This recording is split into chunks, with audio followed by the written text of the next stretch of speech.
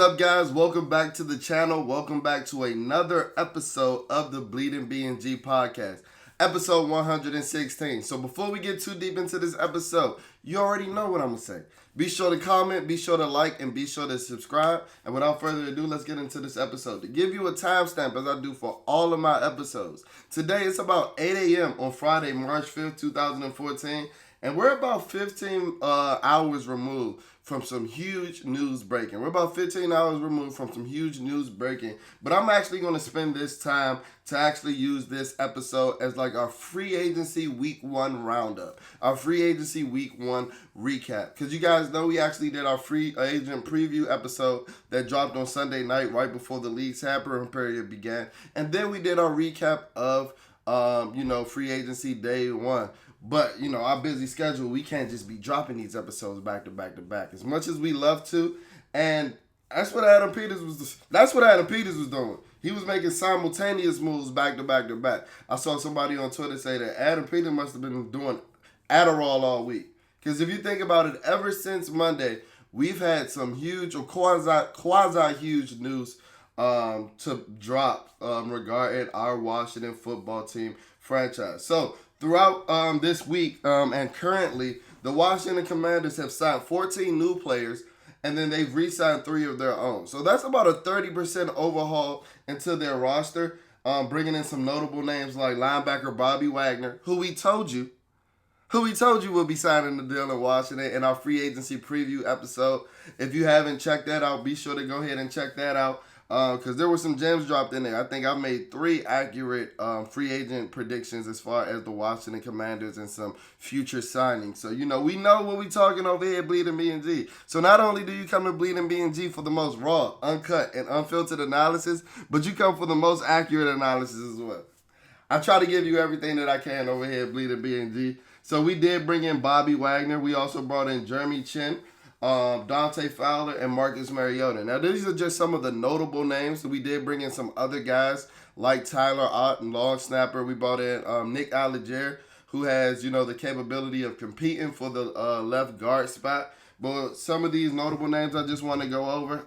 Bobby Wagner is a damn stud, future Hall of Famer. And while he might be a little past his prime, I can guarantee you, and like I said in my episode, he'll give you the best linebacker play you've had in Washington since London Fletcher.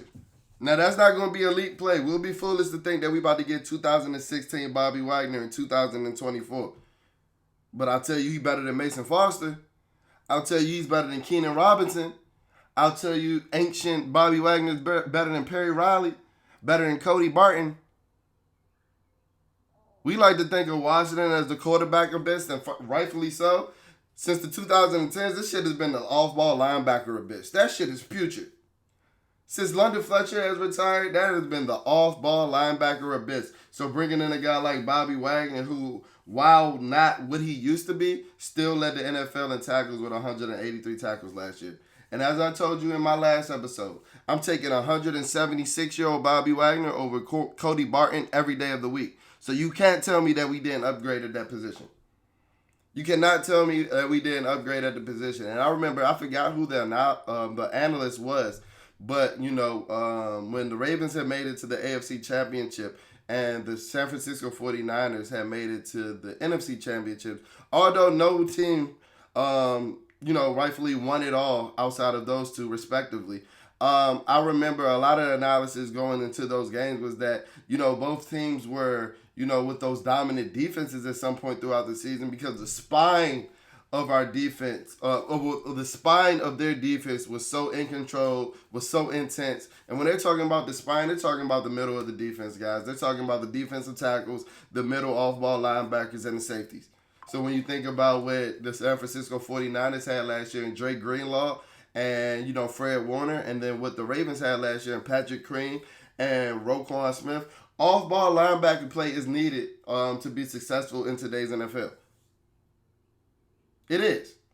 No matter what they want you to think about, running backs having them, linebackers having you think that they're the new running back in the market and things of that nature. Well, history shows that most good teams have good off-ball linebackers. Look at the Kansas City Chiefs. They had about 4 of them last year. They had Willie Gay, They had Leo Chenal, they had Nick Bolton, and they had Drew Tranquill. So they were rotating in off-ball linebackers.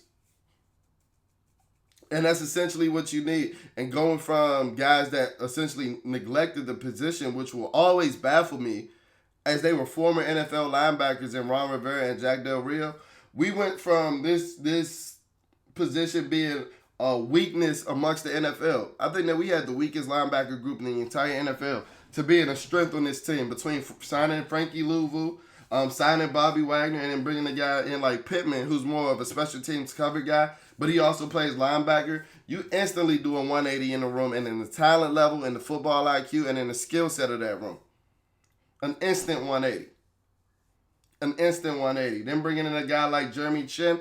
As I told you guys, Dan Quinn was looking for his, Cam Chancellor. Now, I'm not saying that Jeremy Chin is Cam Chancellor. But if you guys have looked at all of Dan Quinn's defenses, he has always had a big body box safety that had the capability of playing linebacker. If you look at his years in Seattle, it was Cam Chancellor. You then go back to his years in Atlanta, it was a young Keanu Neal before the knee injuries and the lower body injuries started to pile up, where he lost a lot of speed. But then guess what? He even brought in Keanu Neal with him into Dallas until J-Ron Kerr stepped up and started to take over that big safety hybrid linebacker role. Well, guess what? That is going to be Jeremy Chin's role in this defense.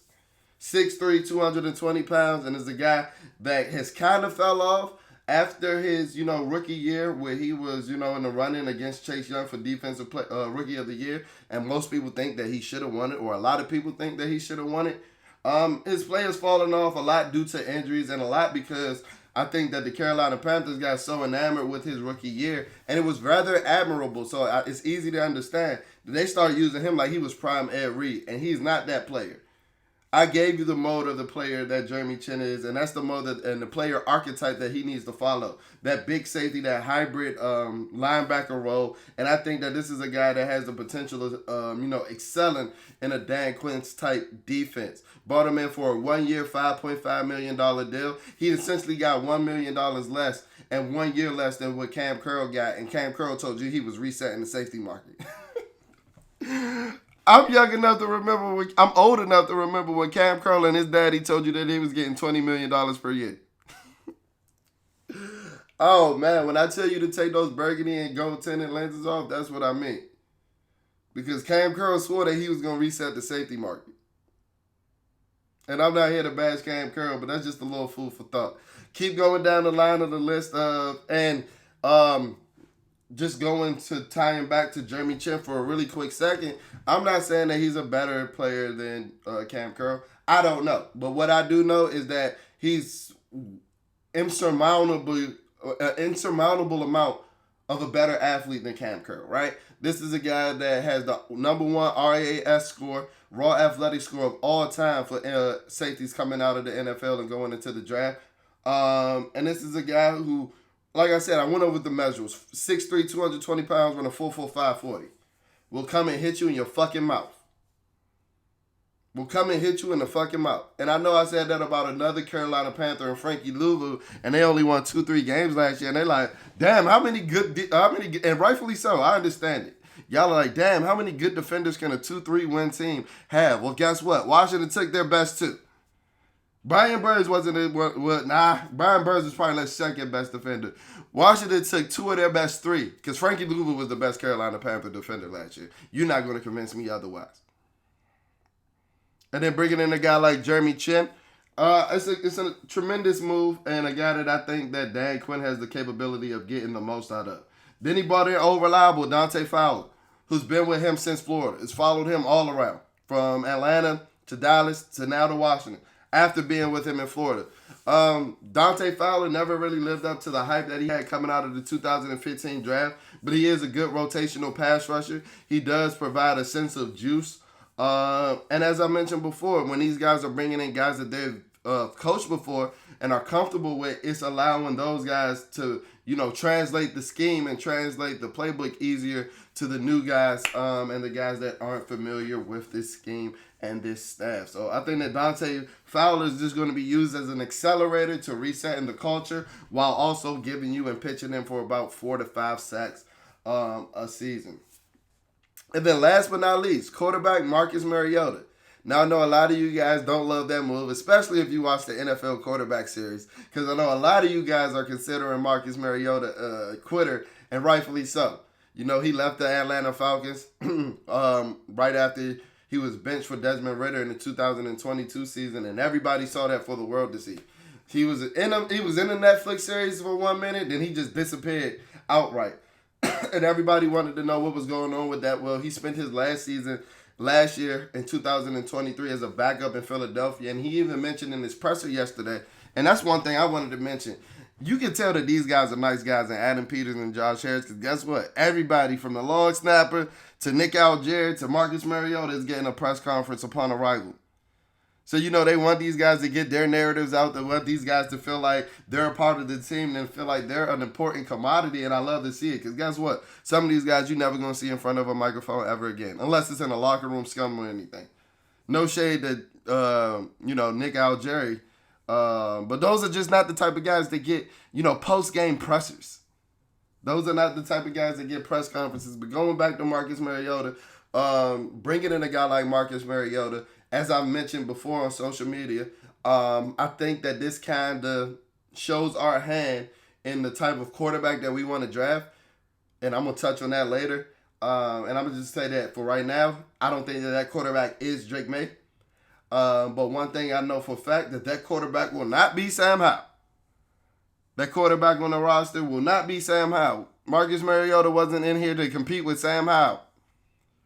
And the reason that I say that is because about 15 hours ago, yesterday, Washington actually traded Sam Howell for a couple of pick swaps, essentially, where Sam Howell went to Seattle, and then Seattle actually allowed Washington to move from 102 to 78 in the third round of the 2024 NFL Draft, and from 179 to 152, essentially moving up about 24 and 27 spots in respective rounds. And I think that Adam Peters is a diabolical genius. That's what I think. Adam Peters has been up cooking all week, and it didn't stop yesterday. I know a lot of you guys are looking like, oh, well, we didn't get a tremendous return. You're foolish if you think that. You're foolish if you think that. What kind of return did you expect to get out of a guy that is the fifth-round quarterback that led the league in sacks and led the league in interceptions last year? Yeah, he showed some flashes, and we're going to go over Sam Howell's greatest moments in a minute. But you foolish. You're foolish if you thought that. And if you thought that Sam Howell was the answer, and I hope that this answers all the trade back in round one crew that I told you was never going to fucking happen. Who we trading back for? A tackle now that we going to try out Marcus Mariota? We going to try out Marcus Mariota as our starter for the rebuild crew? Sometimes you might want to listen to us over here at Bleeding BnG. We told you we was drafting Bobby Wagner. We told you that Chase Young was cooked and didn't want to be here before everybody. When y'all going to start listening to us over here at Bleeding BnG? Because guess what? I'm already stretching. I'm already stretching for my victory lap for this last point that I'm about to make. But let's get to Sam Howell. Let's finish with Sam Howell first. Sam Howell was a fifth-round passer, and while he showed, glimpses of having tremendous arm talent, I told y'all Sam Howell's powers got zapped in that New York Giants game. After that skirmish, what led to the fight on the Giants sideline, and I didn't think that Sam had gotten hit extremely hard. I saw him clutch his arm because, we boots on the ground at FedEx. He clutched his arm and never gave me an inkling of being the quarterback that he was before that hit. Sam Howell lost his mojo, and when you have guys that are showing you that this roster was ass, and they thought that this roster was ass with 30% turnover in the first week of free agency, they're not going to marry themselves to a quarterback that they didn't bring in under their regime. They're going to wipe this entire slate clean, which I understand, and let him be mentored and groomed under a veteran quarterback like Marcus Mariota. No matter what type of character you think that Mariota got, they think that he's going to be a good backup in the room. And the parallels that he has with a guy like Jaden Daniels is tremendous. Former second overall pick. Is a little mobile. Doesn't have the strongest arm. Can work in many different types of offenses. Dan Quinn told you he thought Jaden Daniels was a game changer. So is he the favorite for number 2? I don't know. But getting back to Sam Howell, man. Sam Howell, I'll be a fool to say that Sam Howell didn't give me some of the most exciting times that I've had in Washington since maybe Robert Griffin. Because I knew that Taylor Heineke wasn't the answer no matter how many YOLO balls he threw.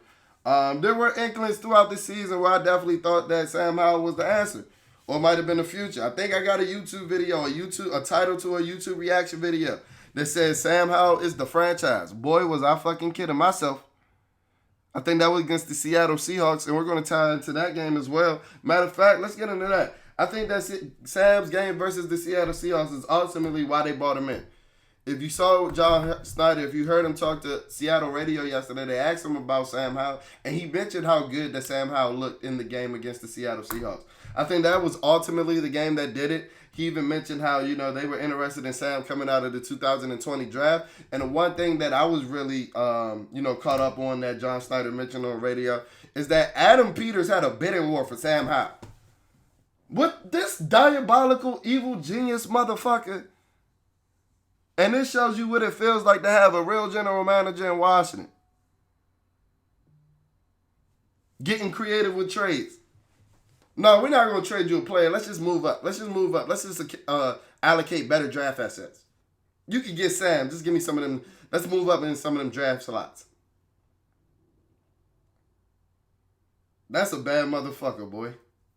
As I mentioned, I think that Seattle game is one of the reasons that Sam is a Seahawk right now. Going back to some of his best moments where I actually thought he had the potential to be a franchise quarterback. So Sam Howell, the heart grows fonder when you're away. So hopefully when these years go by and you're spending your time in Seattle, hopefully balling out, maybe I'll remember, these moments as well, because the tragic second half collapse is what sticks in my mind at this very moment. But when you saw that throw that he made to Terry McLaurin against the Broncos, throwing for over 300 yards in week 2, you had no choice but to think that, hey, we might have got us one at this point. You see that Chase Young calling him Sammy Sosa after the game, talking about how much the guys love Sam and things of that nature. You thought to yourself, I know you did. I know you sat there and thought to yourself, does Washington actually have a quarterback that's going to bring us to restored glory for years to come? Well, the answer is you didn't. But hopefully we will going into the 2024 season. I'll always remember Sam Howell's first start versus the Dallas Cowboys. I reluctantly went to that game because, we always boots on the ground. Didn't really want to go because we were eliminated from the playoffs, and I was so frustrated from fucking paddleboat Ronks. We can make the playoffs. Oh, we can miss the playoffs? The week before, that I didn't necessarily want to go to that game. The reason that I did end up going to that game is because of the news that our rookie quarterback, Sam Howell, was starting. And he gave us some restored faith. We ended up beating the Dallas Cowboys that game when they rested a lot of starters. And Sam made a lot of plays. Had a rushing touchdown, had a passing touchdown, had an interception as well. But he showed you everything that you wanted to see in a developmental quarterback. And it gave you every right to sit in there and try to develop him. And that's what the 2023 season was for. And he didn't pass the test. He did not pass the test with flying colors, and that's okay. He was a 5th-round quarterback, but at least he had the opportunity. So I want to wish Sam Howell the best, man. I don't want to put ill will on his name, but I do think that, with quarterbacks that have potentially a much higher ceiling in the 2024 draft, and having that number 2 pick, I do think that the writing was on the wall for Sam Howell departure from the Washington franchise. All right, and now my favorite topic. Washington got hella draft ammo. Washington now has 6 picks in the top 100 with the 2nd pick, the 36th pick, the 40th pick, the 67th pick, the 78th pick, and pick number 100. So with 6 picks in the top 100, what does that tell you? Can I tell you what it tells me? It tells me that my narrative that I've been running on for 4 months, that I was the first in the Washington Commander community to tell you about, it's getting all but closer to coming into fruition. Adam Peters is loading up draft ammo and draft capital and accumulating more positive draft assets to accumulate trade ammo for Caleb Williams, y'all. I'm letting y'all know that now. I'm letting you know that now. And I know a lot of people are starting to catch on. Skip Bayless made a tweet about it the other day. And a lot of local media, local radio hosts will tell you that they've had this all along. Don't forget who was the first to tell you that Caleb Williams will be coming to D.C. Don't y'all forget who was the first to tell you that Caleb Williams will be coming to D.C. I've been saying it for 4 months now. And when it happens, give me my flowers. I prefer orchids. I'll take some roses as well, though. That tells me these latest moves, and along with free agency, tells me that we're gearing up to get Trade Admiral to trade up for the Washington D.C.'s very own Caleb Williams. As I've been telling y'all for 4 months.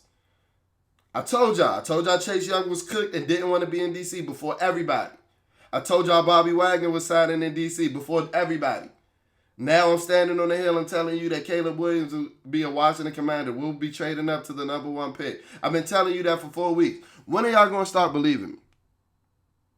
When are y'all going to start believing me? When y'all going to start believing that I really got my ear tied to these DMV sports streets? My credibility is real. Better than some of these Washington Commander godfathers that y'all told me were on the beat. That y'all told me I had to give up the utmost respect to. They had to bow to one knee to kiss their feet. Fuck out of here.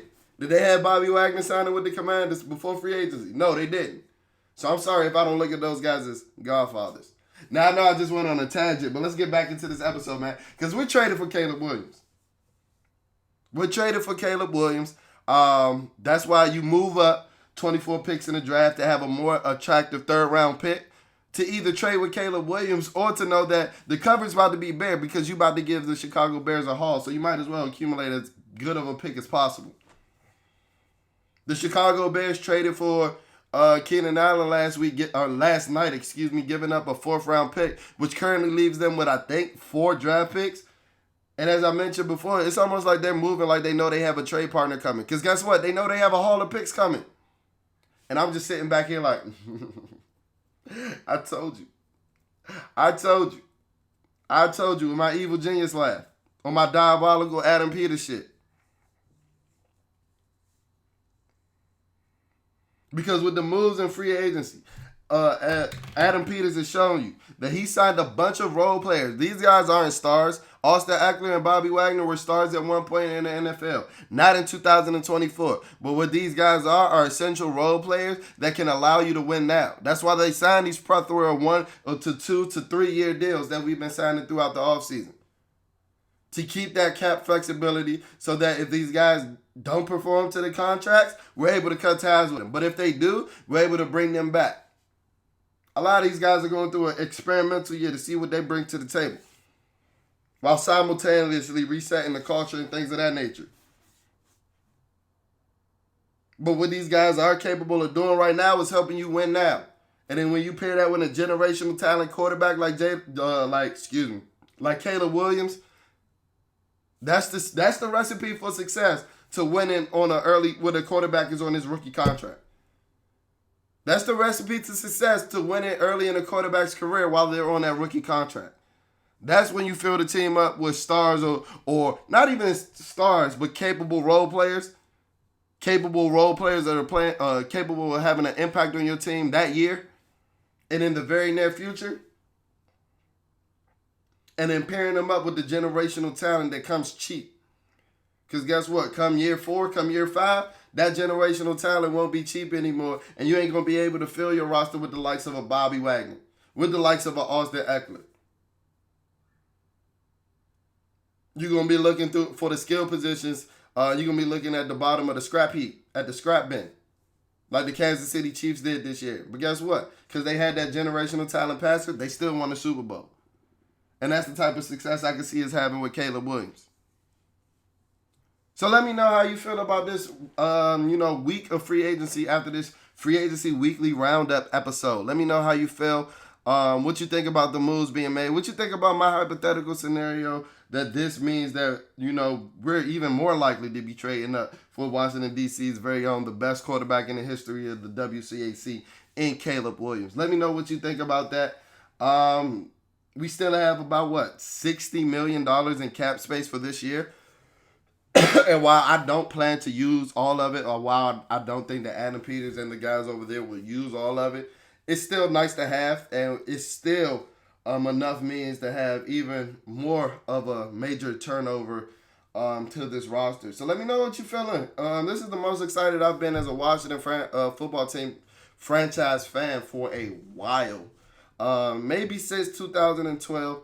And with the draft, 6 weeks away now? I just can't wait. I'm counting down the days to get to the draft. So that'll do it for this episode. Let me know what you guys think about Adam Peters, the first week of free agency. Let me know how you feel about the Sam Howell move. Would you rather him stay on the roster and battle it out with Marcus Mariota? Do you think that we got good value for a guy that essentially wasn't going to be playing for us unless somebody got hurt? As always, if you're checking us out on audio-only platforms such as Spotify or Apple Podcasts, leave a rating, leave a review, preferably 5 stars. That's how we finesse these algorithms so that when you're looking at anything Washington Commanders, Bleeding BnG is the #1 content hub that comes up. If you're checking us out on social medias, or if you haven't checked us out on social media, go ahead and do that, because I promise you, I'm stretching to run my victory lap for when we trade up for Caleb Williams as we speak. I'm currently stretching for that victory lap as we speak. So go ahead and hit us up over on X/Twitter at BleedingBnG, BLEEDIN BNG. Hit us up on our Instagram at BleedingBnG, BLEEDING BNG. So our Instagram is spelled a little bit more proper. We got to get a little more suit and tie business over there on Instagram. But yeah, man, I'm going to keep pushing out this content, keep pushing out these positive discussions, but I need you guys to keep that discourse going. Flood the comments, hit me up on social media, but most importantly, hit that subscription. On the road to 2K subscribers. I'll check in on you guys later. Peace.